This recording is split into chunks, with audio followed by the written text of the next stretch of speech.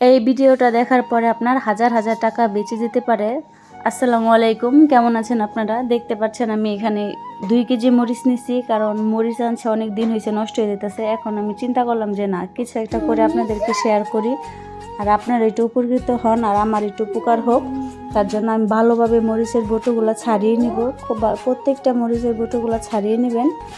নেওয়ার পরে পরিষ্কার পানি দিয়ে মরিচগুলো ভালোভাবে ধুয়ে নেবেন। দেখেন আমি কীভাবে ধুচ্ছি, এরকম বা ভালোভাবে ধুয়ে নেবেন। ভালোভাবে ধোয়ার পরে এখানে মরিচে কোনো ময়লা যখন থাকবে না, তখন এটাকে ব্লেন্ডারে দিয়ে ব্লেন্ডার করে নেবেন। আপনারা চাইলে শিলপাটাও করতে পারেন, কারণ ব্লেন্ডার আমি শিলপাটে আমার কষ্ট হয়ে যাবে, তার জন্য ব্লেন্ডারটা ব্যবহার করছি। দেখেন, আর একটু পানি দিয়ে দিচ্ছি। আর দেখেন গরম না আসতে আসতে আমার হাজব্যান্ড আমাদের জন্য আইসক্রিম খাচ্ছি, আর আপনাদের সাথে ভিডিওটা শেয়ার করছি।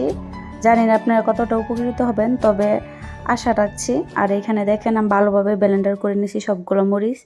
এই দেখেন কতটা মিহি করে।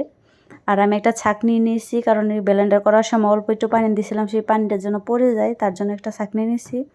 আর একটা বড় একটা পলিথিনে 4টা টুকরা করছি, কইরা আমি পলিথিনে ভালোভাবে রেখে দেবো। আপনারা চাইলে বাটিতেও রাখতে পারেন, তবে যার যেভাবে সুবিধা হয় সেভাবে ব্যবহার করতে পারেন।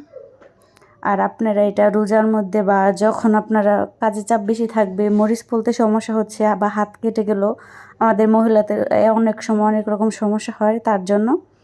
আর ভিডিওটা কার কেমন লাগলো সেটা অবশ্যই বলে যাবেন কমেন্ট করে।